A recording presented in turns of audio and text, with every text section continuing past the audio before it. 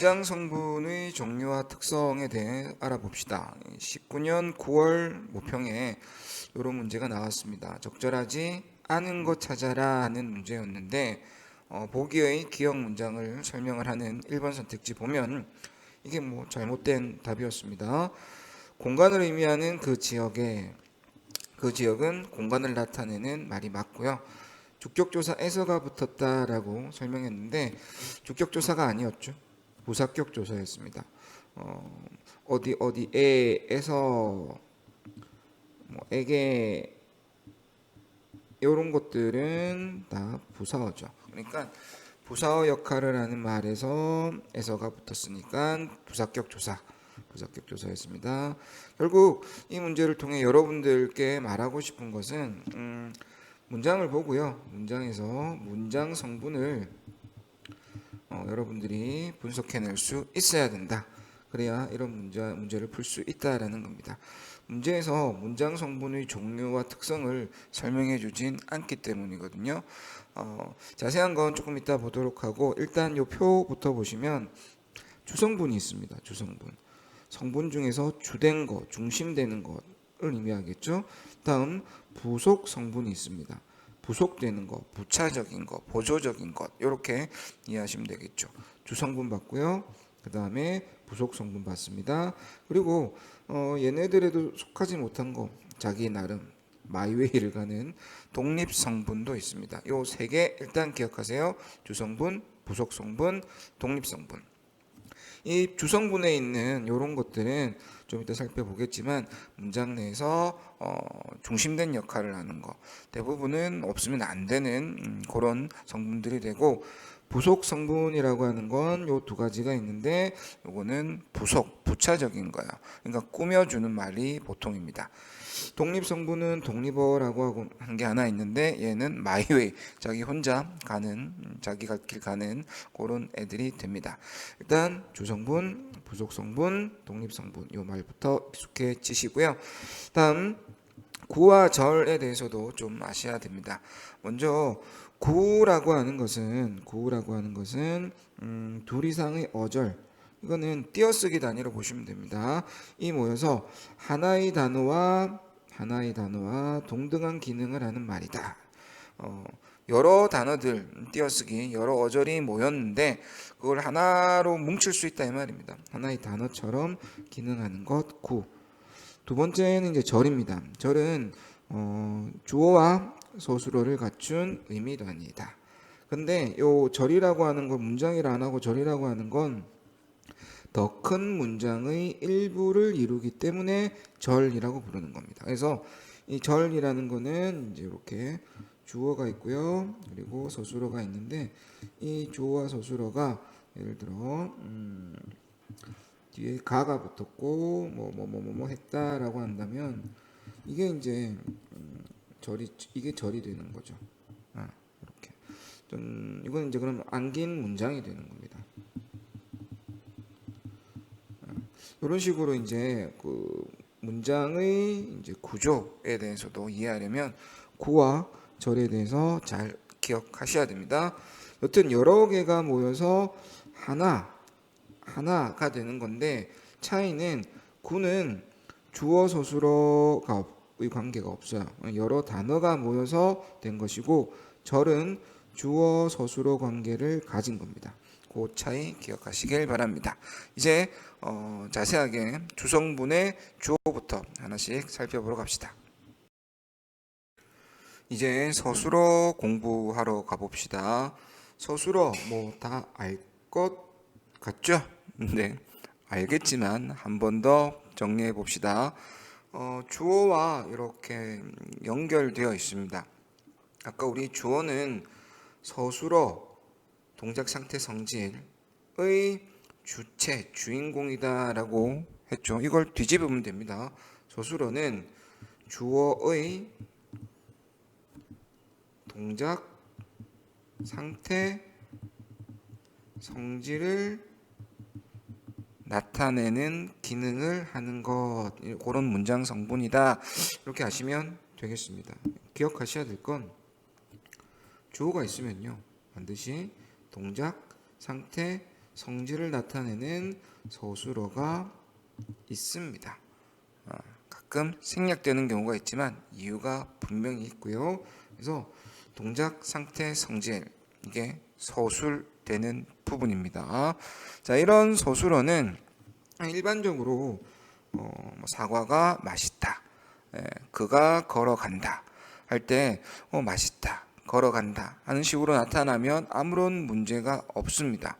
근데 간혹 이런 경우가 있어요. 이런 걸까요? 예를 하나 적어 볼게요. 제가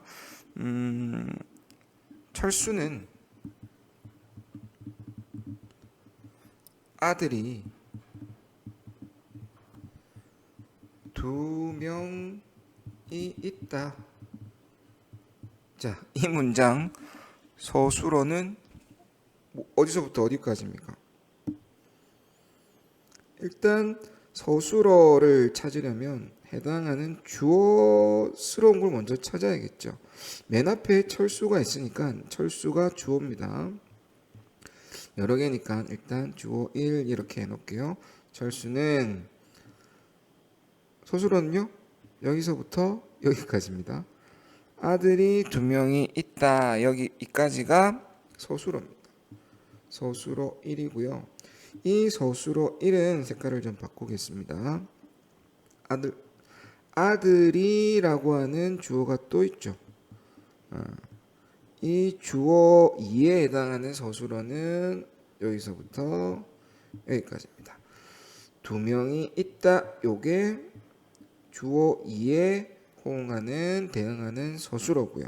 한 단계 더 있습니다. 네. 2명이 이게 다시 주어입니다.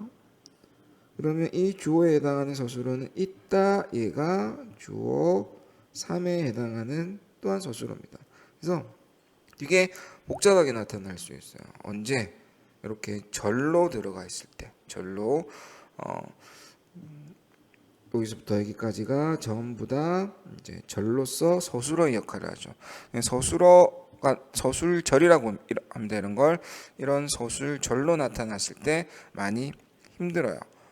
찾기가 좀 이게 서술어가 맞나 하는 생각을 하게 되는데 이런 예를 분명히 기억한다면 이와 비슷한 걸 서술어다, 서술절이다 라고 확신을 갖고 얘기할 수 있겠죠. 또 이제 요거만큼은 아니지만 조금 헷갈리는 게 뭐가 있냐면은 품사 배울 때 아마 여러분들이 본 용언과 보조 용언을 배웠을 겁니다. 예, 모의고사에도 나왔는데요. 내 동생이 라면을 다 먹어버렸다.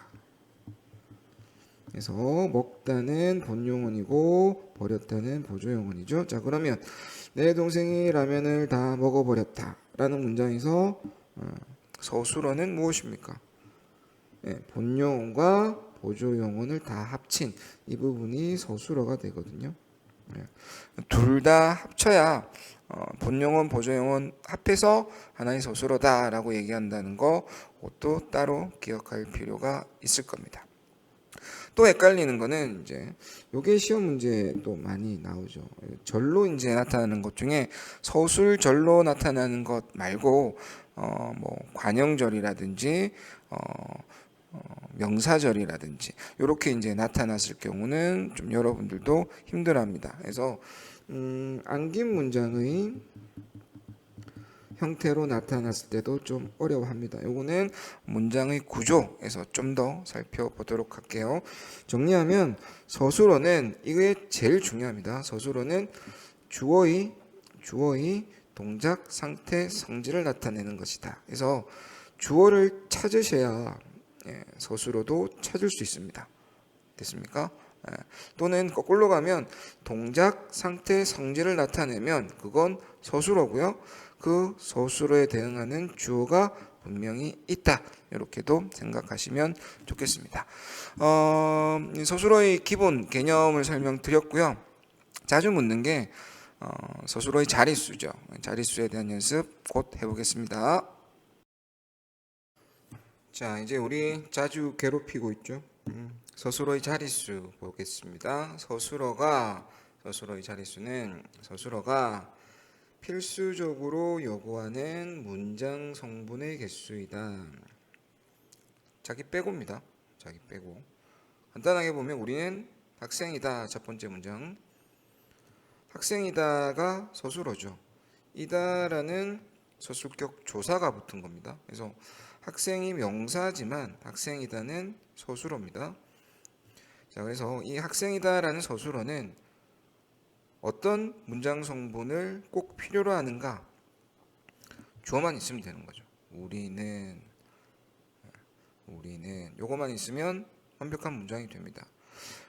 쉬운 것들 위에 좀 있는데 요거 볼까요?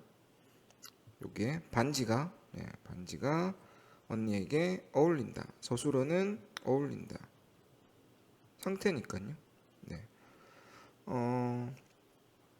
그러면 가라는 주격조사 붙은 반지 이게 주어고요.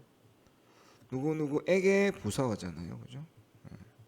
근데 주어는 반드시 있어야 될 거니까 한 개.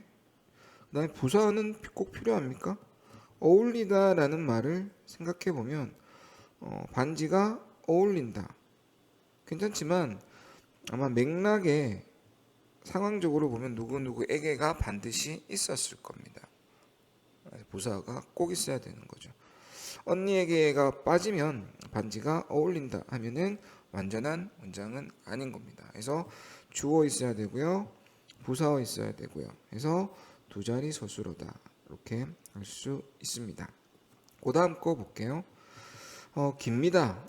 일단 서술어는 저 뒤에 있을 돌아왔다인데 주어부터 찾아가면 동작이잖아. 누가 이 동작을 했죠? 그가 있습니다. 여기에 주어죠. 이 주어는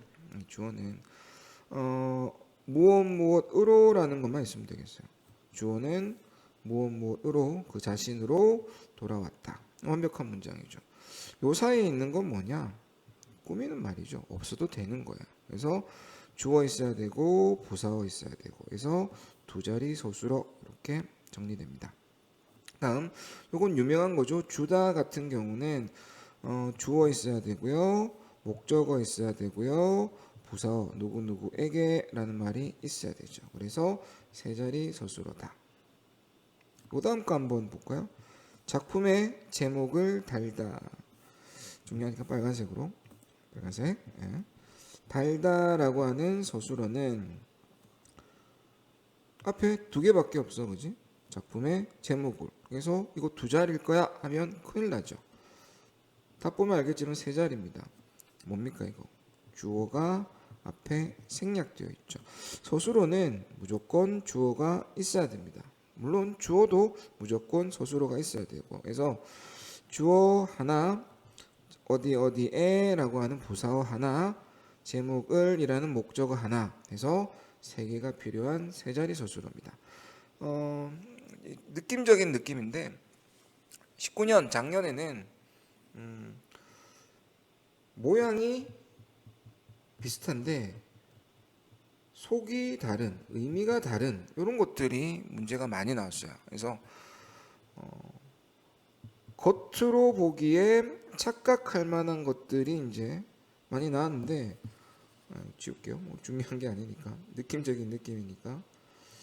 근데 올해는 이제 6월 모평까지 치고 보니까 어떤 생각이 드냐면 안 보이는 거 생략이 많이 나와요. 생략. 물론 겉으로 보기에 비슷한 모양 꼴도 나옵니다만 이것보다는 이제 카운터 펀치는 안 보이는 거, 안 보이는 걸로 카운터 펀치를 날리더라고요. 그래서 여러분들이 개념 공부를 좀 더 충실히 해야 될 것 같습니다. 방금 문장 같은 경우도 눈에 두 개만 보이잖아, 그지? 근데 세 자리야. 이거는 서술어는 반드시 주어가 있어야 된다라는 기본 개념 안다면 당연히 주어를 세웠을 건데 그렇지 않은 학생은 뭐 헷갈릴 수 있죠. 그렇습니다. 그 다음 마지막 요건 띄워놓고요. 중세 국어 옛말이 나오는데 절대 이 옛말 보고 뭐 문장 성분이나 이런 걸 따지러 들면 안 됩니다. 수능은 아마도 그 밑에 현대어 풀이가 이렇게 있습니다. 그거 보고 생각하시면 돼요. 자, 여기에서는 위에 건 아예 안 보겠습니다. 네, 맡기다라고 하는 서술어가 있는데 이거는 주어 당연히 있죠. 여기 주어 있고요. 맡기다 서술어고요. 자, 그러면 뭐 하나 더 누구누구에게라는 부사 하나 더 있으면 되죠. 참 여기 있네. 나라를이라는 목적어도 있어야 되죠. 누가 뭐뭐를 누구누구에게 맡기다 해서 주어 하나, 목적어 하나, 부사어 하나 해서 세 자리 서술어가 됩니다. 서술어의 자릿수 이렇게 알아봤는데 결국에는 그 서술어, 즉 동작 상태 성질을 나타내는 서술어에 해당하는 주어를 찾고요. 그 주어와 서술어를 연결했을 때 그것만으로 완전한가 아니면 좀 부족해서 다른 것들을 더 반드시 넣어야 하는가 이거 문제인 것 같아요. 그리고 어떤 걸 넣어야 된다라면은 그 사이에 몇 개가 더 들어가는가, 네, 그게 반드시 필요한가, 몇 개가 더 들어가는가, 요 정도만 생각하시면 될 것 같습니다. 자, 이제 목적어를 정리해 봅시다. 목적어란 서술어의 동작 대상이 되는 문장 성분입니다. 그래서 서술어란 서술어의 동작 대상.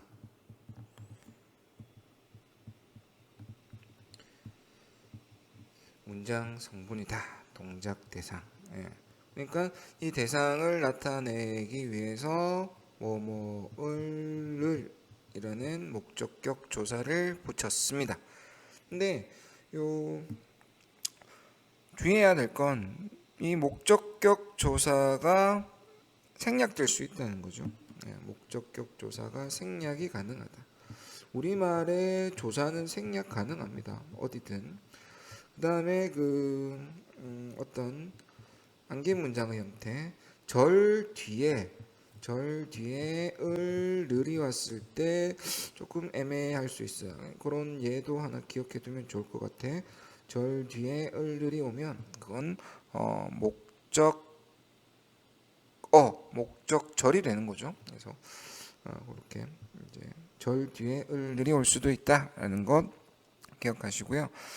또 이제 그 부사어인 것 같은데 거기에 을을 붙일 수도 있어요. 뭐 예를 들어 너 어디에 가니라고 하는 것을 너 어디를 가니 이렇게 쓸 수도 있잖아, 그지? 이런 식으로 여기에 있는 를 이런 것도 이제 이제 목적격 조사거든요. 그래서 여러분들이 아는 대로 을을 붙은 말은 다 목적어예요. 이것도 목적어인데 이제 를 이거 붙이면 이제 목적어고 어디에 가면 이제 에 가니라고 해서 에 붙이면 이거 부사하고 이렇게 되거든요. 그래서 이건 조금 문제가 있는 거죠. 그래서 그런 건 여러분들은 신경 쓸 필요가 없고요. 그래서 이렇게 나타나는 거를 이제 뭐 특별한 의미를 더한다라고 해서 목적격 조사의 보조사적 용법이다. 이렇게 하는데 뭐 특별히 신경 쓰지 마시고요. 이렇게도 붙는다. 여러분 눈에 을을 붙으면 그 목적어다라고 하시면 되는 겁니다. 그리고 이제 목적어가 여러 개가 이제 중첩해서 나올 수도 있습니다. 그래서 그 왼쪽에 이제 중첩돼서 나오는 경우 이런 것들이 좀 주의해야 되는 것들이다. 요 왼쪽 지문 보도록 할게요. 목적어는 을을 붙은 거다. 예. 근데 이게 줄어서 리을처럼 나타나기도 한다. 그래서 누굴 널이라고 하면 이 리을 그다음에 널 할 때 이 리을이 목적격 조사입니다. 이게 목적격 조사예요. 이게 목적격 조사가 생략되었다 하면 안 된다라는 거 주의하시고 두 번째 목적어는 두 번 이상 나타날 수 있다. 두 번 이상 나타날 수 있다. 근데 이런 경우에 한정된다라고 하면서 그 사례를 적어놨습니다. 영희를 손을 잡았다. 장미를 2송이를 샀다. 운동장을 2시간을 돌았다. 이렇게 다 가능한 건데 이것도 문장을 약간 바꿀 수는 있습니다. 좀 지저분해진 설명일 것 같아서 하나만 딱 하면은 뭐 중요한 건 아닙니다만, 철수는 이렇게 하면 철수는 영희를 손을 잡았다 안 하고 영희의 손을 잡았다 할 수도 있잖아, 그지? 이런 경우는 손을 꾸며주는 이제 그런 역할도 할 수 있는 거예요. 이렇게 바뀔 수도 있다라는 겁니다. 그럼 이 의를 썼다라고 해서 이게 르이 있던 거니까 의가 와서 이거는 목적어냐? 아니에요. 아까 얘기한 대로 을을이 붙어야 목적어입니다. 생략 가능하다는 건 전제로. 그래서 을을 안 붙어서 철수는 영희의 손을 잡았다 할 때 목적어는 손을 뿐이에요. 손을. 그래서 을을 있어야 목적어이다라는 거. 근데 여기에 를 붙여놓으면 이것도 목적어입니다. 영희를 잡았다 또 되니까요. 그래서 목적어 뭐 깔끔하게 정리하면, 깔끔하지는 않습니다만, 서술어의 동작 대상이 되는 거고 을을 붙은 거다. 물론 생략 가능하지만 동작 대상이 되는 걸로 을들이 붙어 있거나 붙일 수 있으면 그건 목적어다. 그렇게 이해하시면 되겠습니다.